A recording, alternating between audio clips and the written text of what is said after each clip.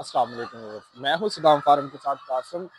اور لاسٹ بار ہم نے آپ کو بتایا تھا کہ چکن امینیا بیماری وہ اس کی نشاندہی کیا ہوتی ہے اور اس کو کنٹرول کیسے کیا جاتا ہے، اور اس کی ویکسین کون سی ہوتی ہے، کتنے دن میں ہوتی ہے، وزن کتنا ہونا چاہیے جانور کا۔ تو آج ہم آپ کو بتائیں گے چیچک کے بیمارے میں۔ تو جو چیچک بیماری ہے اس کی کیا کیا نشاندہی ہوتی ہے، یہ کیسے نمودار ہوتی ہے اور اس کا نقصان کیا ہوتا ہے، اسے کنٹرول کیسے کرتے ہیں، وہ ساری باتیں آج ہم آپ کو بتائیں گے۔ تو صدام بھائی کے پاس چلتے ہیں تو دکھاتے ہیں کہ صدام بھائی آج کیا کر رہے ہیں اور وہ جو ہے کیا ڈھونڈ رہے ہیں جانور کے ساتھ، کیا باتیں شاتیں کر رہے ہیں، جانور کی کیا کمزوری چیک کر رہے ہیں۔ تو آگے ہم صدام بھائی کے پاس، تو صدام بھائی سے ہم پوچھتے ہیں۔ السلام علیکم صدام بھائی۔ وعلیکم السلام۔ صدام بھائی کیا حال ہے، ٹھیک ہے؟ شکر الحمدللہ کیا بھائی۔ صبح صبح چیک کر رہے ہیں؟ بھائی فیڈ دیکھ رہا مرغی کھا رہی ہے کہ نہیں۔ اچھا، یہ فیڈ صبح کس ٹائم ڈالتے ہیں؟ یہ تقریباً 4:30 بجے ڈالتے ہیں۔ ویور جب ہم سوئے ہوتے ہیں تب صدام بھائی کی جو ہے مشقت شروع ہو جاتی ہے، پیسے کمانے والی جو ان کی ہے نا محنت، وہ شروع ہو جاتی ہے۔ تو صدام بھائی ٹاپک کی طرف آتے ہیں۔ تو لاسٹ بار آپ نے بتایا تھا چکن امینیا، اس کو کنٹرول کیسے کرتے ہیں، وہ آتی کیسے، اس کی نشاندہی، وہ سارا آپ نے بتایا تھا۔ تو آج آپ ہمیں بتائیں کہ اس کے بعد بھی کوئی بیماری آتی ہے؟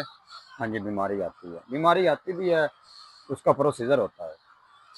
وہ بیماری جو ہے وہ کون سی ہوتی ہے، اسے کنٹرول کیسے کیا جا سکتا ہے؟ وہ چچک کی بیماری ہوتی ہے۔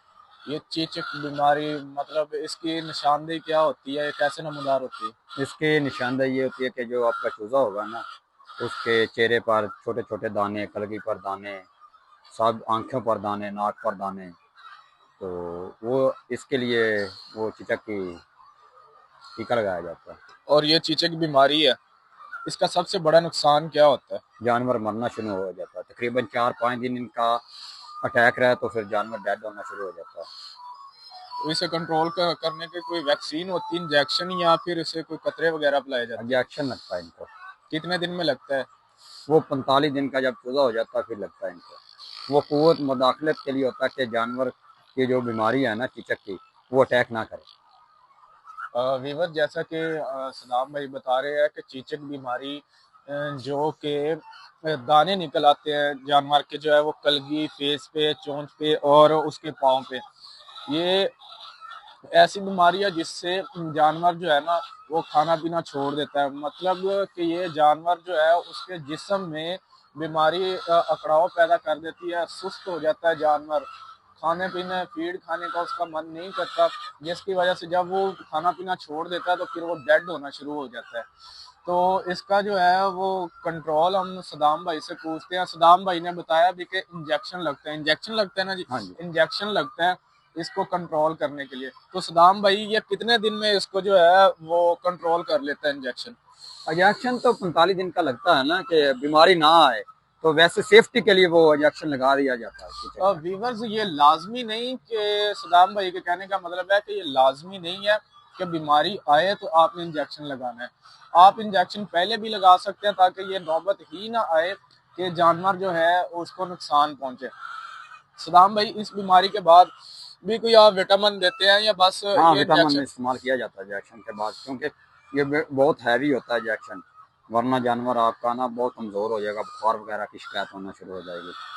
ویورز جانور کمزور ہو جاتا ہے بیماری کے بعد، اس کے لیے یہ وٹامن دیتے ہیں جو جانور کو دوبارہ سے اس کے جو ہے وہ قوت مدافعت اس کو بڑھانا شروع کر دیتا ہے، اور جو ہے اس کا وزن برقرار رکھتا ہے، وہ سارا یہ جو ہے نا اسے مینٹین کر دیتا ہے۔ تو آج کی ویڈیو میں ہم آپ کو یہی معلومات دیں گے کہ اپنے جانور جو ہے وہ جو چھوٹے فارمر ہیں، جو بڑے فارمر ہیں، ان کو اس بات کا علم ہونا چاہیے کہ یہ چیچک بیماری کوئی بھی ہے اس کے بارے میں علم ہونا چاہیے۔ بعض دفعہ انسان کہتا ہے کہ کوئی مسئلہ نہیں، یہ ہو گیا ہوگا، جانور جو ہے وہ دانے نکل آئے تو ٹھیک ہو جائے گا، ایسا نہیں ہوتا، اور یہ تب ہوتا ہے جب یہ بیماری آتی ہے۔ اس کا جو ہے وہ فارمر کو پتہ ہونا چاہیے، بر وقت اس کا علاج لازمی ہے، ادروائز یہ ایک سے دوسرے جانور میں ٹرانسفر ہونا شروع ہو جاتی ہے جس کے باعث جانور ڈیڈ ہونا شروع ہو جاتا ہے۔